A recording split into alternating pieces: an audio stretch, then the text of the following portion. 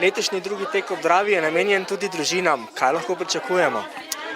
Družine lahko pričakujejo, da bodo zjutraj se zgodaj vstale, ne prezgodaj, in bodo v lepem sončnem vremenu preživele aktiven dan. Saj za vsakega nekaj, torej trase so zbrane res za rekreativno športno udejstvovanje, tek na 5 km, 10 km in pa otroška teka na 200 metrov in 400 metrov v 4 starostnih skupinah.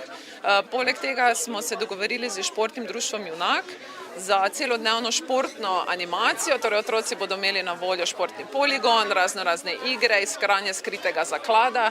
Kako je z štartnino in pa kdaj se prične tek? Štartnina za vse teke na 5 in 10 km je 15 €, zato vsak udeleženec prejme tudi medaljo in tekaško majico. Otroška teka sta 5 € in prav tako prejme vsak mladi tekač majico in medaljo. Prijave potekajo na www.tekobdravi.si. Tukaj bi opozorila, da so mesta omejena na tek zaradi specifičnosti trase. Nekaj prostih mest ste omenili, da še je. Koliko je ljudi do sedaj prijavljenih? Do sedaj je prijavljenih več kot 900 ljudi že, torej 1000 je pa tale meja.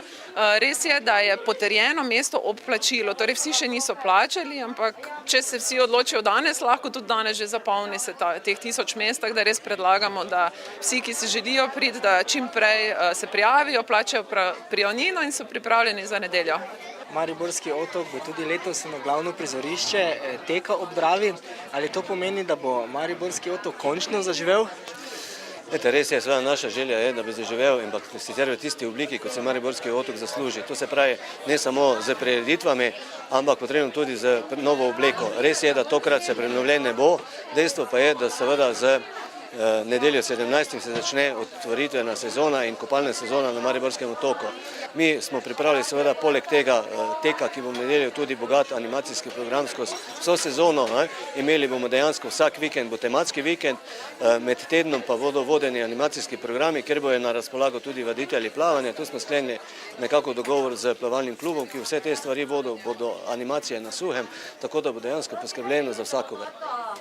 Lahko pričakujemo na Mariborskem otoku tudi kakšne kozmetične popravke, kaj novega? Kozmetične popravke, seveda to vsako leto vzdržujemo Mariborski otok, koliko se le da.